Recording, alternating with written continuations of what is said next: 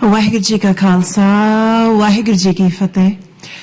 That, I have to say, is probably a very difficult act for me to follow, because I am neither a scholar nor an academic.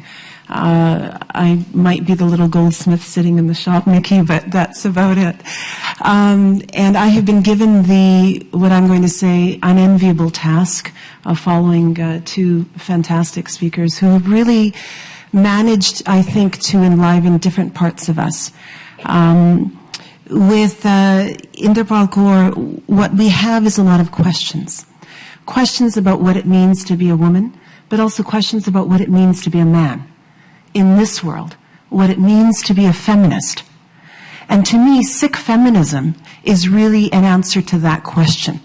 What does it mean to be a man and a woman in this world? Because Guru Nanak, I do believe, truly was the very first feminist. Without question, without debate. And the fact that the very first feminist, true feminist, also was a male, I think answers the question for many of our brothers in this room of what it means to be a man. Because that vision that Guru Nanak had was a vision of an active man, of an engaged man, of a man who cared passionately about his world.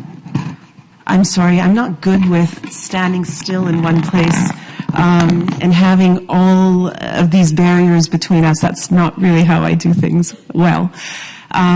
So we're going to try to do this a little bit more comfortable for me.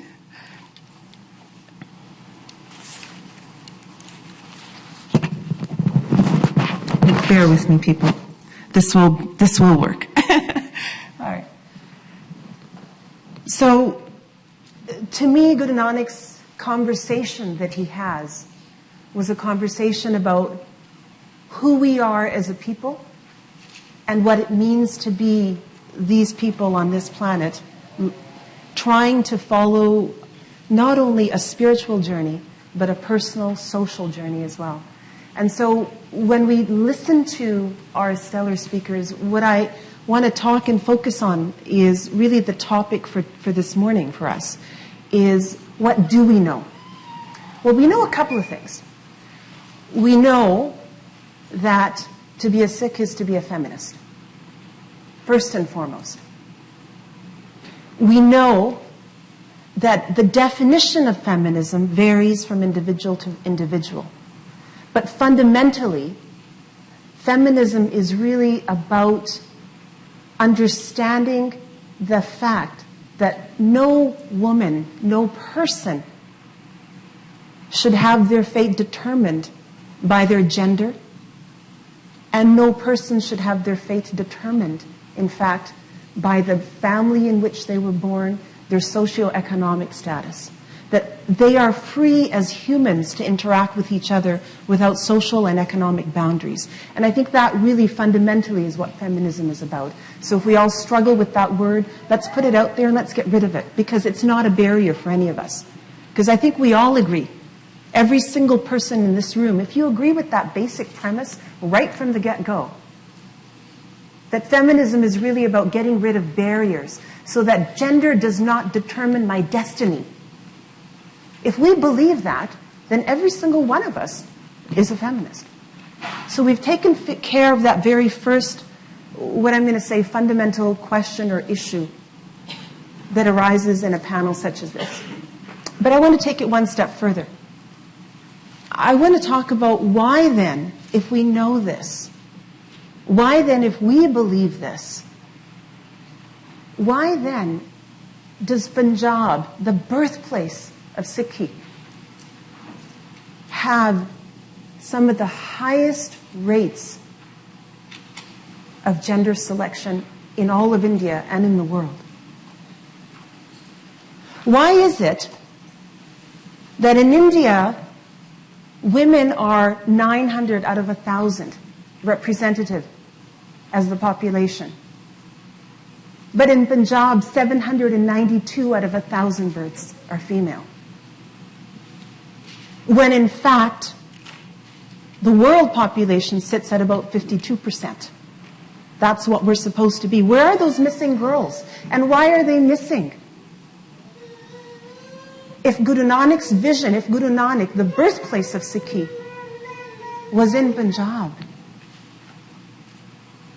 why is it when Nikki talks about this profound belief in education, Punjabis are still amongst the most uneducated in India? Why is it when we talk about a forward-thinking vision, social activism, there is so much apathy in our community? Where does it come from? How is it possible? And I struggle with this because as a social activist, I always try to reconcile the two halves of our being. The intellectual half, the half that has these thoughts, these processes that says, this is the way the world should be. But then the other half of us that says, but I don't want to be the one that makes the world that place. But why not? Isn't that what Guru Nanak was? We talk about Guru Nanak's journey. This journey, this travel, it wasn't just a physical journey. It was an inward and an outward.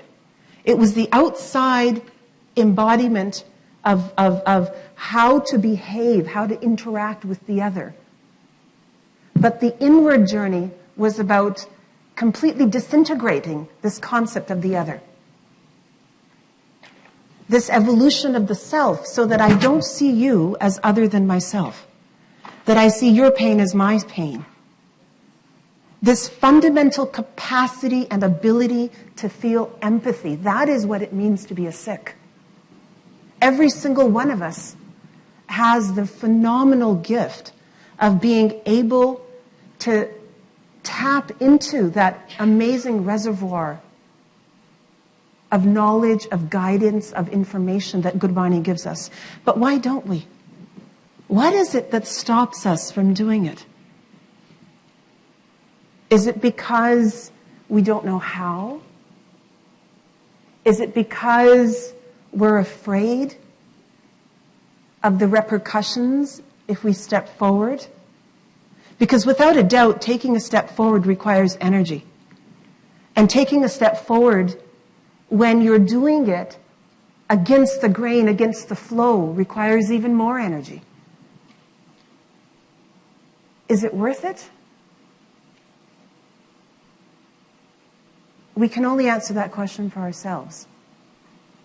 But I think if we want this world to be the place that Guru Nanak envisioned, that in our heart, in our minds, in our souls we want, then we personally have to do something about it. And this is why, to me, activism isn't about just going outside and putting up banners and flyers and giving speeches and all of the things that many of you may say this little write-up talks about me doing. That's not true activism, I don't think. That's just a part of your being. It's a part of what you do. But the goldsmith that Guru Nanak talks about isn't just physically making gold, but is actually completely reimagining, re-internalizing those physical actions for personal change. And so I think as women, we can be agents of change in every sphere of our lives, and we need to be agents of change in every sphere of our lives. Part of that agency of change begins at the home, the place where we actually have the most profound amount of influence. Inderpal Kaur talked about the language of victimization. That's how most women are seen and visualized. That's how feminism is interpreted by the world. Women are victims, and we need people to understand that we have had that we are the victims of oppression and of this and of that. But feminism is saying we want to free ourselves from that distinction, that definition of women as victims. We want to see women as being people. And we want the world to see us as that. Because I am not a victim. Have I suffered and experienced oppression and abuse or all of those sorts of things? Probably all of us have, in some way, shape, or form. But that is not what defines us. And that is not how Guru Nanak envisioned a woman either. Guru Nanak's vision of a woman was not a victim. Guru Nanak did not go out and say, you should not kill women, you should not do this. Guru Nanak's vision of a woman was the Guru, the very first teacher of the child, Puta Mata Ki Asis. The Mata in that shabd is not the biological mother of the child, but the spiritual guide, the Guru of that child, the very first Guru that that child will ever meet, the very first spiritual teacher that that infant newborn will ever know is her or his mother. And so a Sikh feminist embraces her femininity. She embraces the fact that she's a woman and a mother. And she embraces the fact that she has the capacity to be all those things and still to interact with her brothers and with every other individual and being in the world on a profound level. On a level where there are no barriers. Where she visualizes a world where there is an ability for us to be able to expand our interactions so that we can actually improve all of the world around us. When I think about what Nikki did, I actually hadn't intended to do this today, but I think I'm going to, because Guru Nanak ended Japji Sahib with the Khans, but began with the Mool Mantar, which I think is actually one of the most profound beginnings of a spiritual journey and of a social activist journey. And what I want to do is talk about my own understanding of the Mool Mantar, because I do not see it as being a stagnant enjoinder to remember this creative being. But I see Mool Mantar much the way that Nikki sees the Khans in all of Japji Sahib, which is, it's a call to action. It's a call to moving yourself forward. So let's begin with that. Ek Onkar. There is one eternal being that is all-embracing. The external, the parallel, there is I. Satnam, whose name is the one that exists. I exist. The creator of the universe. I create my own reality.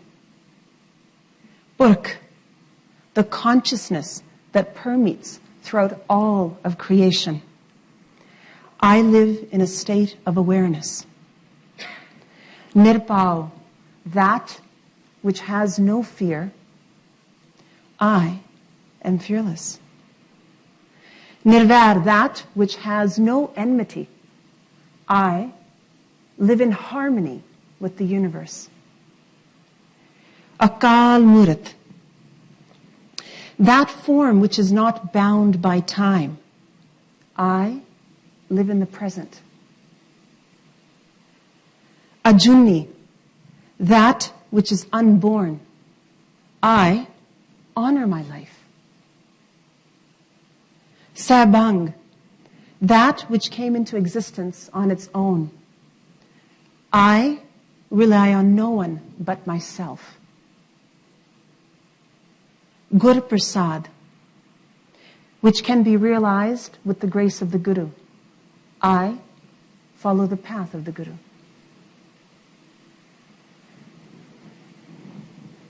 Just those few phrases. That's all it takes. Understanding, but not here, in here. And then translating that to here. The karma, the action. If we, each of us, simply did that, I think that we could be phenomenal agents of change, which is the vision that Guru Nanak had, and which deep within each of us, the vision that we have. We just need to give ourselves the permission to do so. Thank you.